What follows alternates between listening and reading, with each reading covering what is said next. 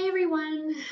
Today I wanted to share with you a bit about a type of therapy that I practice and that I'm currently studying called EMDR. And I wanted to do a video today because when I first read about EMDR, it was very confusing to me, and I didn't find that reading about it made it accessible. And I first became aware of EMDR when I was reading this book, So the Body Keeps the Score, by Bessel van der Kolk. And if you're interested in trauma work at all or body-based trauma work, this is definitely a book that you've heard of. I've seen a lot of colleagues post about it online, a lot of talk about it in the social work therapist community, the yoga community. And there's a chapter in the book dedicated to EMDR, but I remember when I first read it, I didn't understand it at all. There's a lot of technical terms, so I did want to make the knowledge accessible and digestible to you. And also it's something that I'm really excited about and passionate about, so I wanted to share that with you. So what is EMDR? EMDR is fundamentally a body-based type of therapy. So it recognizes that we store difficult memories, beliefs about ourselves in the body.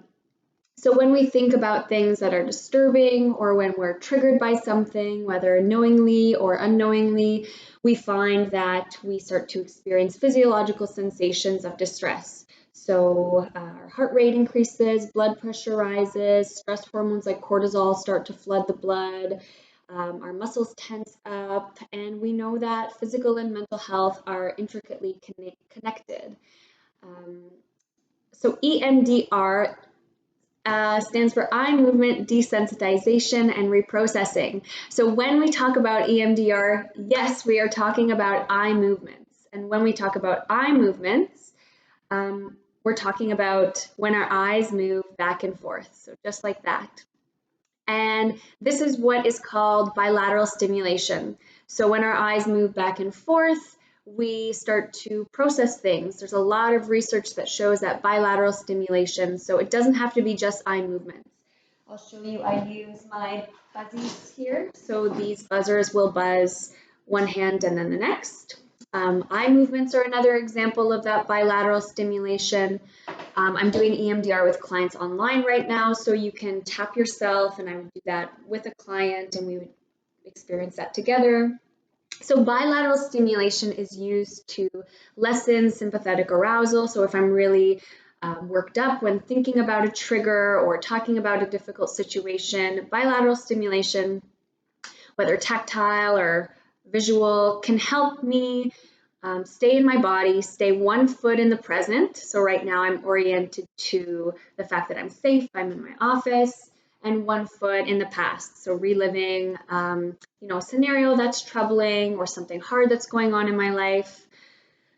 So we use eye movements or any type of bilateral stimulation to start to dampen down that arousal that we experience about things that are causing us to be distressed.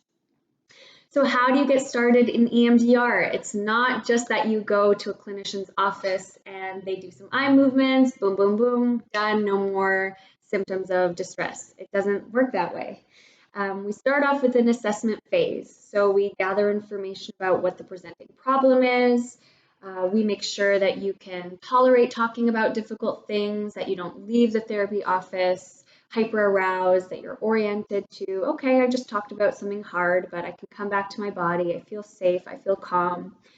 And we also gather information about the distressing problem in your life right now. So for example, let's say a problem that you're having is that you're struggling with your boss at work.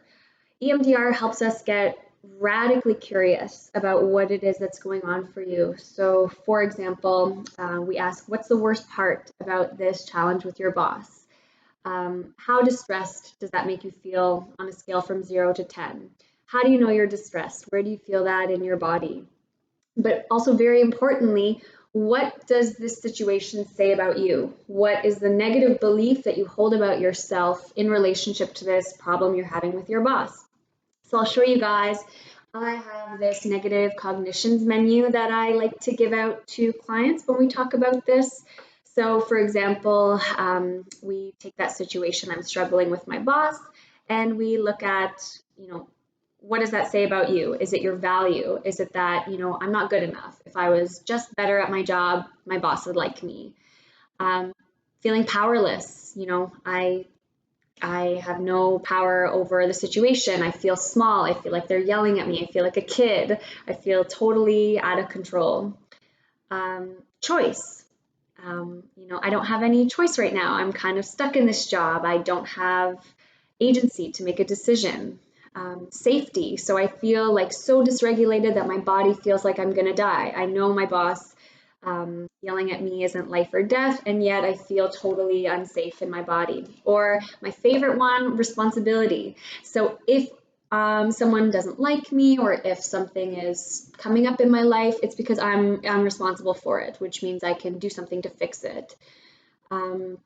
So once we identify the problem and we get into the nuances, there's a high likelihood that the body is activated in this conversation. So what we do is we collect all this information. We ask the client to hold that information in their body. And then we apply that bilateral stimulation. So I would say, okay, hold all that, those feelings you're conjuring up. It's almost like you're there. It's almost like your boss is yelling at you right now.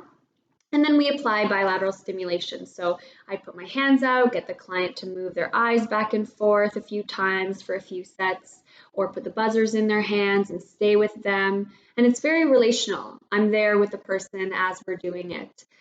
So I'm here with you. You can tolerate whatever it is that's happening.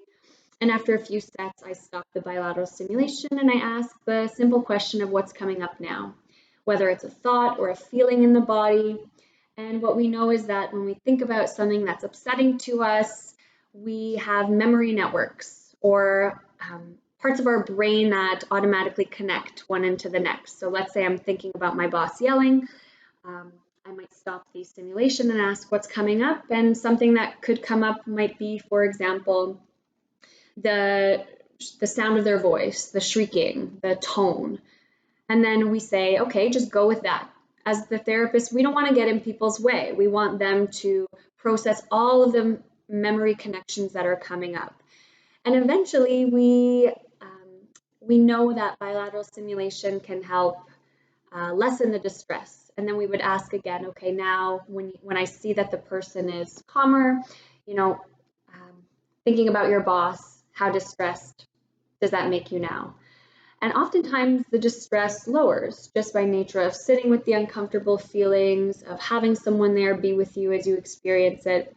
And ultimately, we install the more adaptive belief of, I'm doing the best job that I can. And we get people to spend some time with those ideas as we apply the bilateral stimulation, or I'm not responsible for my boss being mad, or I can stand up for myself if there's something I don't like. Or I can only control what I can control.